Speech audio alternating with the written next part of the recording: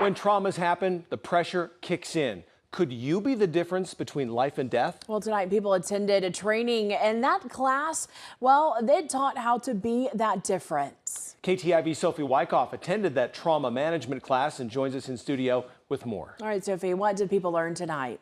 Matt and Jessica, tonight people learned tourniquets, managing chest, head, and abdominal issues.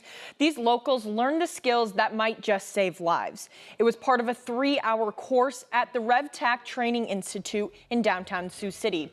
Instructors broke down trauma care in a way that was easy to learn and understand.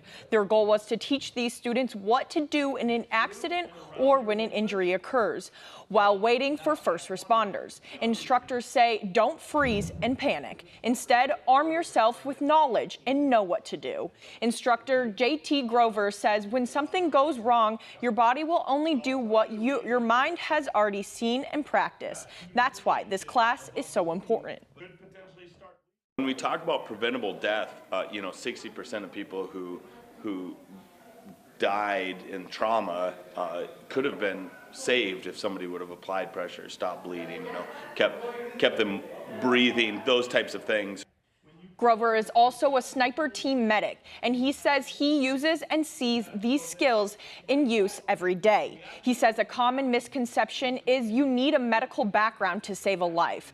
Grover says you just need the right training that's clear, simple, and built for people under real stress. We actually keep it super simple so that it's easy to remember, and then we just go from there and give these tools to people so that they have those tools. Hopefully they never have to use them, but I mean, they're effective if you are the first on scene to a car accident or if you are a victim of violence.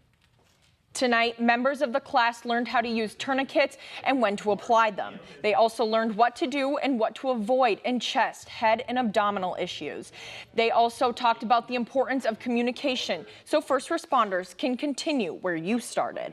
Grover says the biggest takeaway from tonight's class was see the problem, fix the problem, and keep them alive. Sophie Wyckoff in studio tonight. Sophie, thank you.